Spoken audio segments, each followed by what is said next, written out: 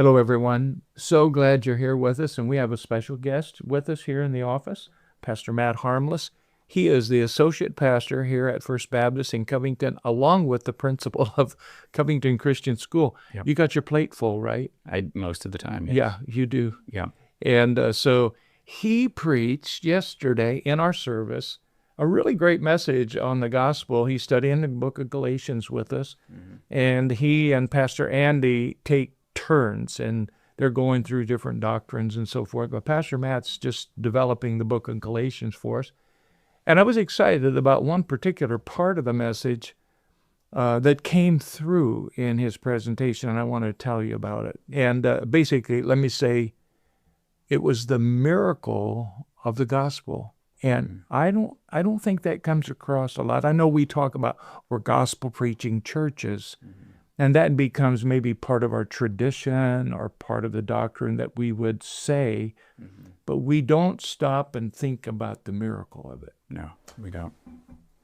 The miracle of Christ in our midst is the essence of our ministry at Paradigm One, and that's why I wanted Pastor Matt to come today, because, like, here, this whole thing that my mentor Oliver wrote, "Pray with Christ, obviously present and actively in charge." You know what? That's more than just a Christian corporate discipline. This is a meeting with the living Christ.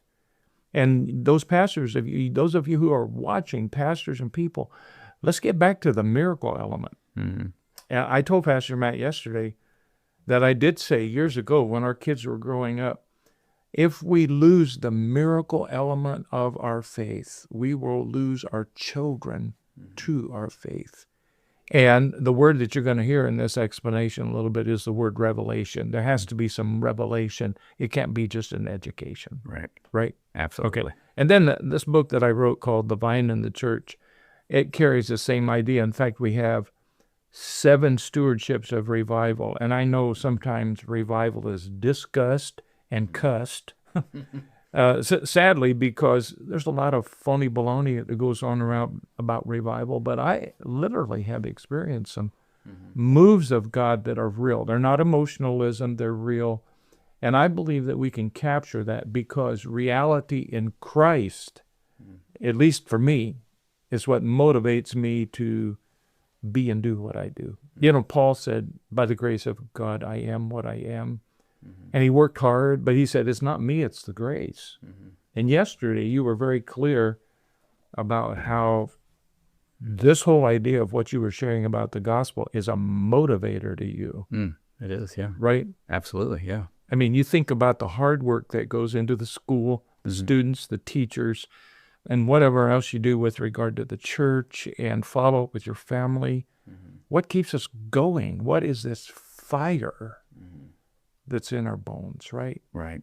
So could you just start and just very briefly say, this is where we were headed with Galatians, okay? Yeah. So trying to think briefly. I've got a lot in my head with Galatians, with the study I've been doing, but the section you're in at the beginning is Paul's defense, and it seems like just of himself, of being an apostle, like his apostolic authority. But you see in the middle of that, what he's really defending is that the message isn't his. In fact, just moments earlier in Galatians, he had said, if you even hear me, like we always focus on the fact that he says, if an angel came and preaches to you a different message, let them be accursed. But he also included himself. He said, if you hear something different, it's this is the message.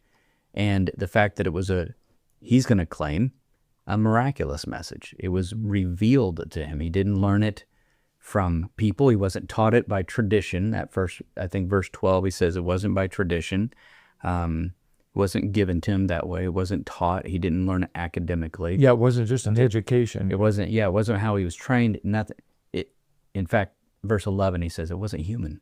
It was not according to people at all, this message of revelation of Jesus. So, yeah, of course, these are my notes, and I was taking notes and so forth, but like you got over here, I received it through the revelation of Jesus Christ, and you talked about how that revelation is apocalypse. Yes. Talk to us about apocalypse. We hear it's like a popular Yes. thing. Yeah, I think that we hear apocalypse and we think apocalyptic literature. We think it's something that's destruction. Like there's a lot of people love end of the world movies, and so the apocalyptic movie. The word itself means just unveiling, revealing. It's something covered, and okay, it's pull back the curtain. Here it is. And so we've attached it to the destruction type things because we think of the revelation of Jesus Christ in the book of Revelation. Yeah. And there is a lot of destructive things happening in that book. bet. And so we connect it with that. But what Revelation is really about is the full, final, complete revealing of Jesus. He was revealed when he came, and there's going to be a second revealing of who he is then. But Paul is claiming, and that's the way that word is used. It's used 18 times. 13 times Paul uses it. And every time he uses it, he either uses it for the revealing when Jesus came and revealed things to Paul, or he talks about this revealing that will happen later. You know, you also talked about how this message, it's actually a continual unfolding. And we talked back, starting back in Genesis. Okay, and you know, one of the things, by the way, just right now for a little break, what was C.S. Lewis's or whoever it was that summarized this whole thing in these words? Yes. Okay. So I would love to give credit to whom credit is due, but I don't know who originally said it. But this nutshell of the Bible, kill the dragon, get the girl. Oh. Right? Kill the dragon, get the girl. Because that's exactly, what does Jesus do? He is the great king, the prince, right? Who kills the dragon. Crush the head. Right? Crushes his head. Hinted at in Genesis, right? Right. Crushes his head. He does that on the cross, right? Resurrection. And then he's the great serpent, the worm, is defeated. And what does Jesus get? The girl, the bride of Christ. Yeah. Right? That's what he does that for. He even says it. He says, I've died for the church. You know, I don't think, Pastor Matt, that churches, if we could just get that, I don't think we have to be dead. And I don't think we have to be boring. And I don't think we have to have just an internal focus. When we exit the church building, we have this amazing hope that wherever we could go, we can see the dragon crushed. I was at the gym this morning, and I should have been. Yeah.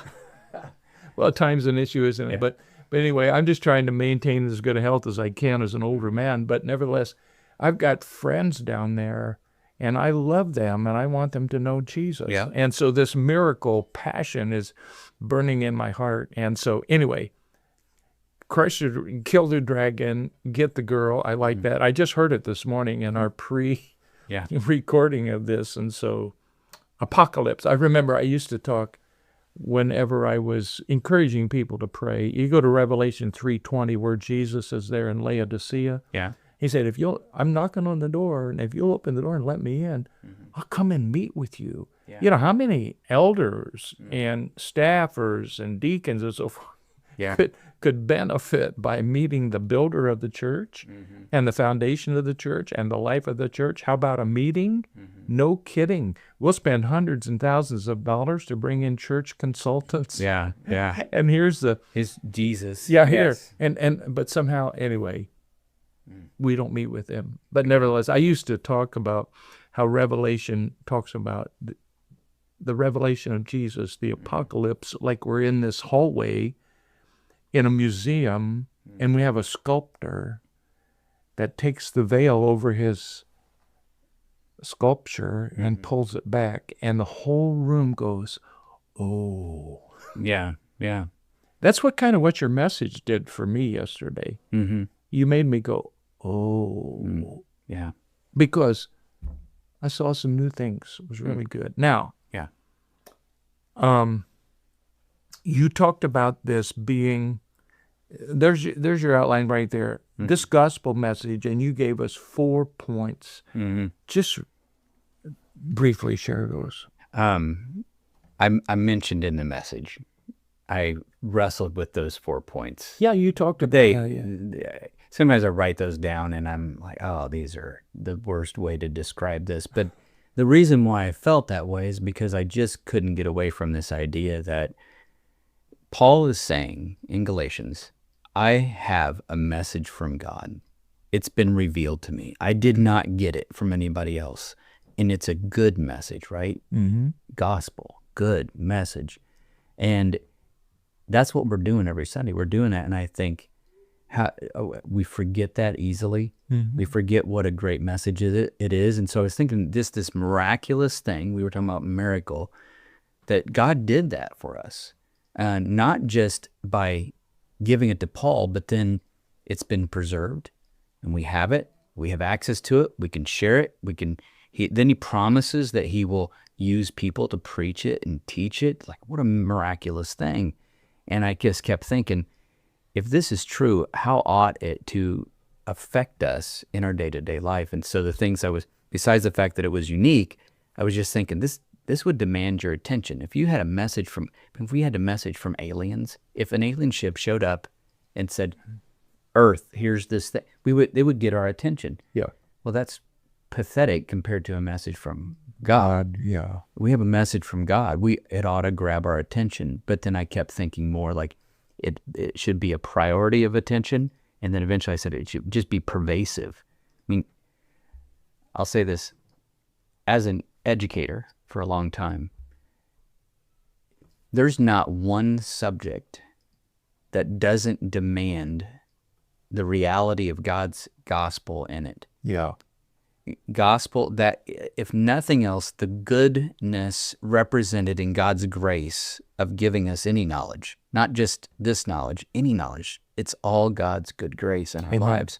So it should be pervading into everything. We ought not to go a day without recognizing aspects of the gospel in everything and being grateful. Lord, thank you that you've let me realize this or know this or understand this or share this, or it should just be in all parts. And so that's why it should be a pervasive priority attention. I look at everything else, Pastor Matt, and it all has ends to it and limitations and so forth. But I remember when Paul was praying about the strength of the inner man, he says that you might know the length and the breadth and the depth and the height. And I think the feeling I get there is just like he steps out on the edge of maybe the Grand Canyon and goes, wow. Yeah.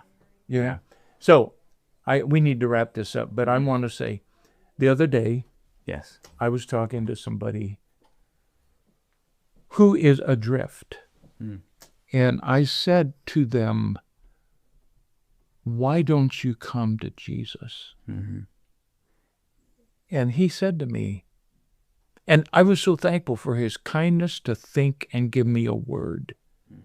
He said, I think I will lose my freedom. Yeah. Because, okay, he thinks that coming to Jesus is bringing him into restrictions. Because I think we preached, do this, do this, do this, do this, this.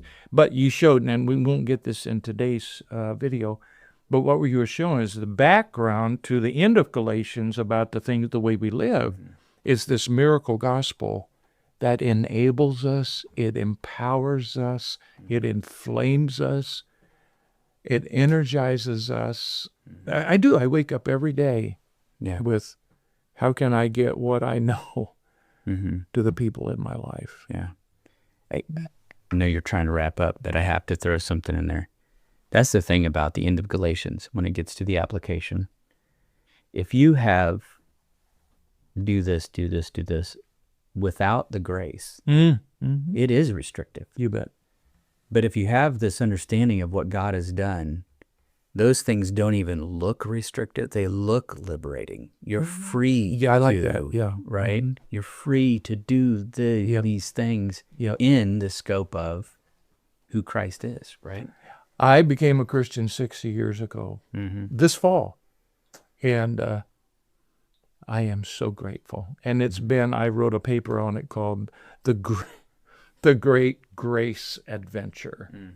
And so anyway, God bless you. Thanks for watching. We went a little longer today, but nevertheless, I wanted you to hear from Pastor Matt, who just gave this message fresh yesterday, about the miracle of the gospel that really is at the heart of every ministry, and especially the ministry of prayer, witnessing. I think of those guys on the road to Emmaus dragging their feet, right? Yeah. Oh, Yeah. not knowing what was going on. Jesus, he opened to them the scriptures, Yeah. all the things pertaining to himself, right? Yeah. Because it says their eyes were veiled, and what did he do? He unveiled the apocalypse. He apocalypsed them. Yeah. So what happened to their heart? It burned. Yes. It burned within them. And so we're just saying, knowing who Jesus is and what he's done will give you, if you really see it in an apocalyptic, biblical, revelatory way, you'll have a burning heart. Yeah. You'll do well. Yeah. God bless you. Thanks for watching. Amen. Thanks, Pastor Matt.